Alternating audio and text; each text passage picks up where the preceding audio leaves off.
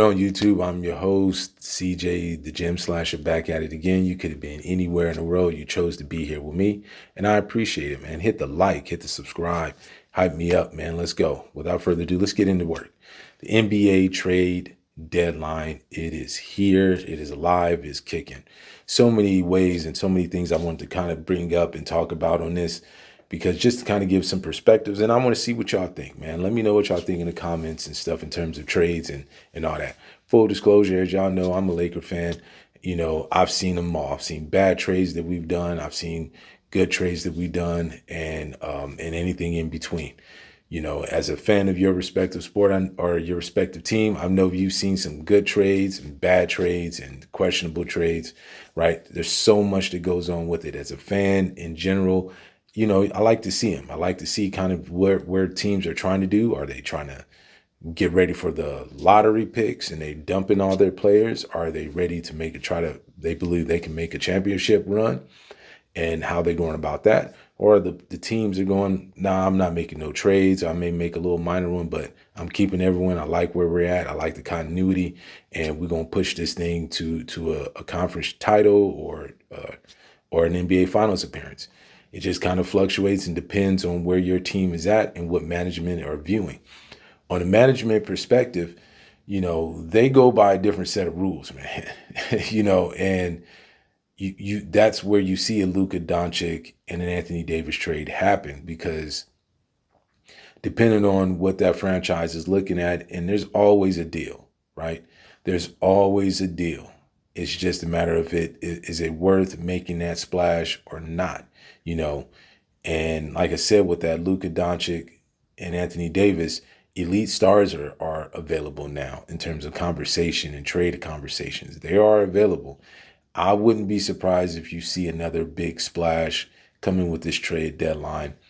Maybe one significant one. I don't know where. And right now, Giannis is one of those big names, but something that no one is even talking about. And I think somebody else wants to make a significant splash to make that kind of trade or that. As an athlete, as a basketball athlete, and you're a professional basketball athlete, you're one call away. Management is listened to. Most franchises listen to most, at least listen. If it makes sense, they could potentially pull that trigger. So as you as a basketball athlete, or if you as a fan of a team, you have to understand that you cannot treat this as that franchise that you're on. You cannot treat that as this is family. They'll never leave. They'll never trade me, or they'll keep me in the loop. If they are going to trade me, they'll do me a solid and give me a heads up so I can work this stuff out with my family. You would hope so. You may want that to happen, but that franchise is not obligated to do that. That's just the bottom line to it. They don't have to do that. Now, they could do that off of courtesy, or in terms of just unwritten rules of ethical or being good ethics. Sure.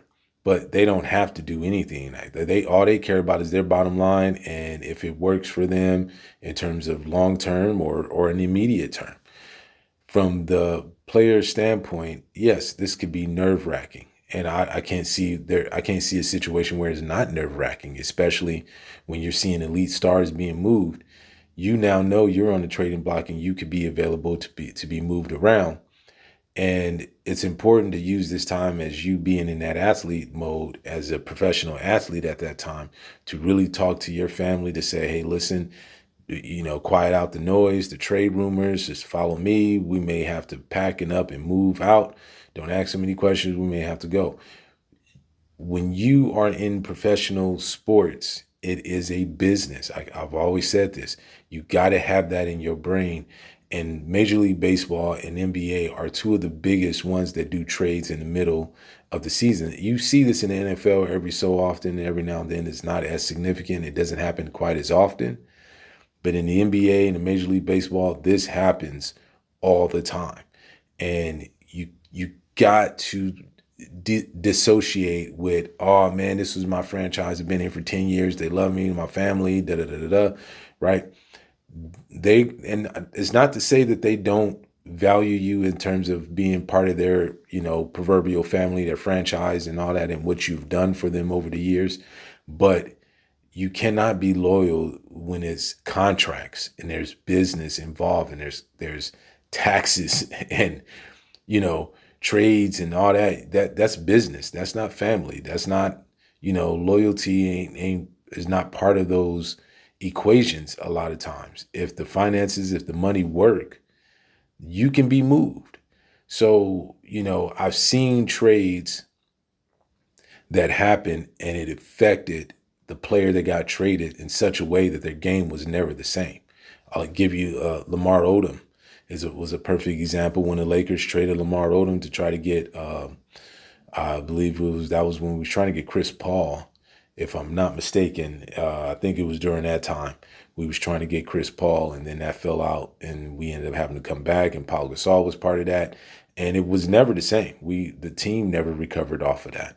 Paul Gasol never looked at the Lakers in terms of that when he was there, never looked at them the same. He played all right, but he was never the same. Lamar Odom, we know that history, and I've heard a couple other things in terms of him personally. I hope he recovers and find his way through, because but like I said, his career was never the same after that trade and veto of a trade that came back. You look at what happened to Dalton Connect. Same thing on the Lakers. Same thing. He was traded, came back. He hasn't been the same player. He's been salty about that.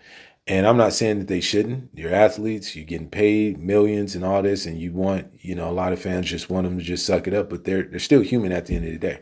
It's not to feel sorry for them. It's just what it is. And when you moved, and then you come back, it's all perspective. It's all how you want to look at it as an athlete. They view you as an asset, and they want to move you to better themselves. And sometimes that's how it looks like. That's how it looks like. And then there's times where you can't help but look and take it personal. And, because there's times where the management make the mistake and telling them that, oh, you're not traded. You're not going to be traded. You're part of this team. You're part of this family. We ain't going to move you. And then, 20 minutes later, you looking at, a sports show, and then they're breaking in the news that you're off to wherever you're going. And you're going, I just talked with them 20 minutes ago, or I just talked with them yesterday. That's the things that irk athletes more often than not.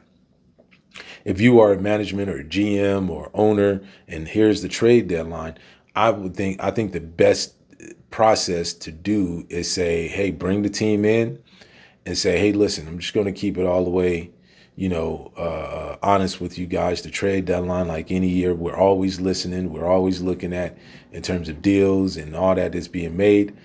That's not to say that we don't value you. That's not to say that we don't want you. But guys, gentlemen, this is a business, and what's going to work for us. Now, we'll try to do our best to maybe give you a heads up on what's going on. We'll try to do our best on it, but sometimes we got to make that deal in real time and right then and there, because they may have some other calls. This is just part of the business. Don't take it personal. I think the best for you guys, but I just want to bring y'all together to understand that, yes, there are calls being made, and we are listening, and some of them we're not, and it just has to make sense for us as a franchise and where we're trying to go and where we're trying to be at.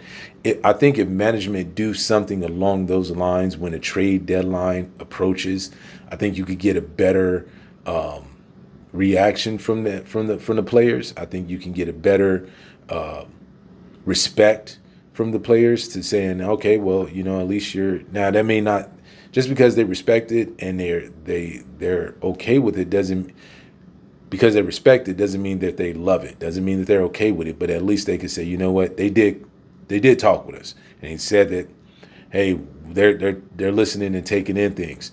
So I think just by doing that helps. I think you do a disservice when you are the GM and you're the owner or governor, or however you want to call it, the NBA now, and you're telling these players that, oh, no, you good, don't worry about it, nah, we ain't gonna trade you, blah, blah, blah, blah. You don't know that. You don't know who they're willing to give you for them, and that's why you see the Lakers in that back to Davis and Luka trade, where they had to keep that on the hush as much as they can, because who's to say who's going to try to jump in and get involved in that and try to break all of that up? When you get a call like that and saying, hey, we got Luke on the block for you and this is what we want from you, how do you not listen and be willing to make that deal when you get those calls? I mean, so to cover yourself from the management perspective, from you as an athlete, you have to protect yourself and saying, you know what, I'm in this franchise. I know they really enjoy it, but I know I'm one call away. When the trade deadline come in, I'm one call away from moving. So let me make sure I get my mental right. Hopefully they move me at a place where I can still achieve the things that I want to achieve, maybe a championship, maybe some all-star appearances, or, you know, being in the playoffs. The worst thing that you can do is moving a player that was that was in a championship caliber team, and then you move them to a team of obscurity, you know, at the bottom of the barrel. So I mean, you may get more playing time, but you're not, now you was once playing for a conference title or division title or going to the NBA title. Now you're playing for a team that's ready to go to trying to be top 5 in the NBA the following season for the NBA draft. So the trade deadline is this, man. You just got to be ready. It's a business. I think that's how I look at it from a fan perspective. Yeah, I'm excited about it, or sometimes disappointed, but I always look at it as this is a business for players. It's a business. Be ready to move. Be ready to run around. Pay attention to your franchise and where they're at. You have to pay attention to that stuff. You got to pay attention to the players that's on your team. Everyone knows everyone's salary. Everyone knows everyone's happiness or discontent. There's always something, and you always are available. And the better and as good as you are, the more expendable or the more big of an asset that you can be. So with that being said, be safe, you know, and hopefully your team, your franchise make the right trade and make the right decision for your future. And we'll see. I'm here for it, but, you know, I understand how things work. You know, I'm just hoping that the Lakers don't make no dumb decision that sets us back. So with that being said, who are you? What is your mission? I appreciate you. Again, hit the like, hit the subscribe. Until next time, peace.